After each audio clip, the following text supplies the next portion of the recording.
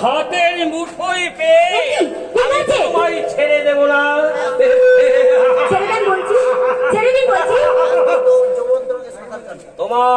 তোমার এই রূপ যৌবনে আমি সাঁতার কাটবো।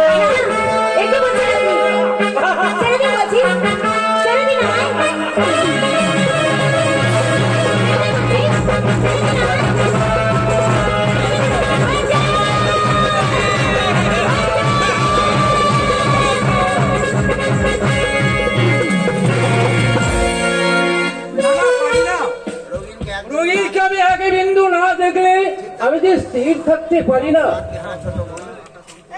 মাতৃহারা ছোট বোন, কিন্তু সুভাষ তুমি এইভাবে গা ঢাকা দিয়ে রেহাই পাবে না। আকাশের অন্তরালে পাহাড়ে গহ্বরে যেখানে লুকিয়ে থাকো তোকে আমি খুঁজে বের করবই করবো। এসেছি শিবপতিদা, আমি আবার তোমাদের কাছে ফিরে এসেছি। বল শয়তান, রঙিন কোথায়? রঙিন কোথায় বলতে তোমাদের লজ্জা করে না? লজ্জা? হ্যাঁ লজ্জা। তোমার উপদেশ আর আমরা শুনতে চাই না। ভুল আমাদের ভেঙে গেছে। শিবপতিদা, সাধুতার মুখোশ পরে আমার বোনকে নিয়ে তুমি মজা উঠবে। যাও, তুমি এখান থেকে দূর হয়ে যাও। শিবপতিদা, আমায় বিশ্বাস করো শিবপতিদা। বিশ্বাস? বিশ্বাস?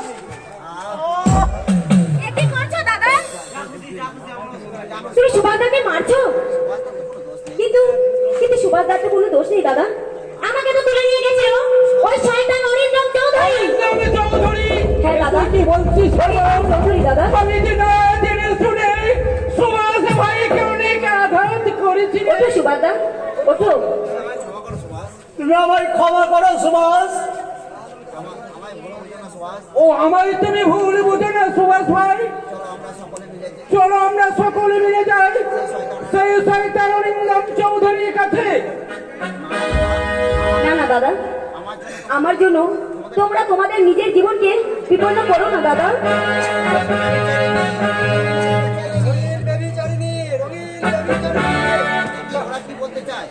কে বলছে? বাইরে থেকে চিৎকার করছে রঙিন ব্যভিচারিণী।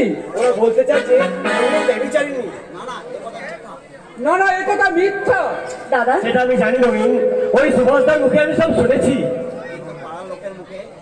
কিন্তু এই পাড়ার লোকের মুখে সবুজ রঙিনকে তুমি ভুল বুঝো না ভাই।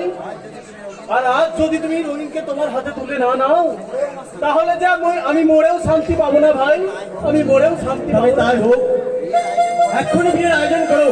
এই গৌধূলি লগ্নে রঙিনকে আমি নববধূর শাড়ি সাজিয়ে বিয়ে করতে চাই। সত্যিই তুমি বিয়ে করবে রঙিনকে? দাদা, মাতৃহারা ছোট বোন, আমি তোমার হাতে তুলে দিলাম। ঘুরে তোরা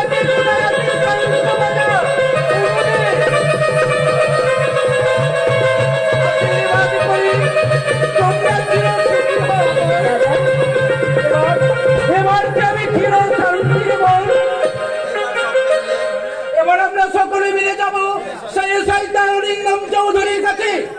আমি তাকে মারিবে বুঝিয়ে দেবো নারী নিয়ে ছিনিমিনি খেলার ফল কি ভয়ঙ্কর, কি চললাম দাদা, আমিও চললাম। সেই শয়তান চৌধুরী আমার বোনের ইজ্জত নিয়ে খেলা করেছে, ও মাটির ফাটল ধরিয়ে দিয়েছে। ওকে আমি কিছুতেই ছাড়বো না, কিছুতেই ছাড়বো না। সুভাষদা, আমার যাওয়ার সময় হয়ে গেছে। সুভাষদা, শয়তানটা আমার হৃদয় থেকে আলাদা করে দিয়েছে আমার প্রাণের চেয়ে প্রিয় রিক্তাকে, আর তোর গায়ে মাখিয়েছে কলঙ্কের কালি। তাই আমিও চললাম আমার জীবনের চির শত্রু সেই অরিন্দম চৌধুরীর কাছে। তাকে আমি এমন শিক্ষা দেব যেন সে আর এই জীবনে কারো সর্বনাশ করতে না পারে, কারো সর্বনাশ করতে না পারে। তাহলে তুমি একদিন তোমার নিজের ভুল বুঝতে পেরে আজ আমার কাছে আবার ফিরে এসেছো। তাহলে চলো আজ থেকে আমরা নতুন জীবন শুরু করি। তাই চলো, তাই চলো।